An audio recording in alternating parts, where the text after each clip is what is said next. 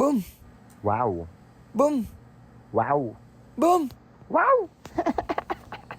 Hi mga kabart, may gagawin nga pala tayo dahil Labor Day ngayon, kaya tayo maaga nagising. Tara, samahan nyo akong gumala. Let's go! Yun, biyahe na tayo. Aga nyan guys, first time. First time, no? Good morning!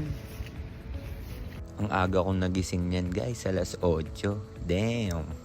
Ayun, may nakita kasi akong job fair dito sa may MOA. Then ayun, napag-isip ko na try natin. Try kong pumunta sa isang job fair. Experience lang. And hindi ko ini-expect na boom! Grabe, ganito pala kahaba yung pila dito. Guys, yung nakikita nyo, sobrang haba pa niyan. As in, mahaba pa sa...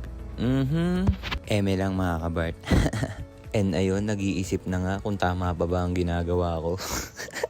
And after 2 hours, nakapasok na tayo sa loob. Pero yun, expected, may pila pa din.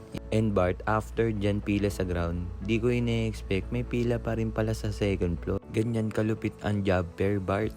Makikita nyo sa second floor kung gaano kahaba yung pila sa loob. Ayan pala yung job fair na sinasabi ko. Saludo ko sa mga applicant. Then after 3 hours na pag-aantay sa second floor, bababa niya ulit tayo sa another pila na naman. And pagpasok nyo dyan sa pinakaloob guys, sobrang sarap sa feeling na ang daming company na pwedeng applyan dyan guys. Usual, pila pa rin, pero all goods lang kasi maraming opportunity na nag-aantay sa atin dyan. At eto nga po pala yung pinunta natin dito guys. Ay ang pila na yan habang may natutulog sa may gilid ko. Boom!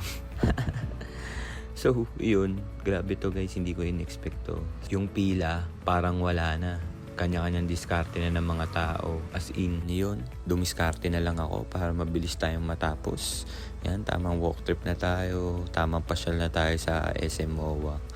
Ayan, naghahanap ako ng food tripan kasi ang haba ng day ko. Sobrang nakakapagod. At napunta na nga tayo sa Popeyes. Deserve ko mag-Popeyes guys kasi masarap yan. Mapagod ako. Boom! At paglabas ng order ko, ubus na agad.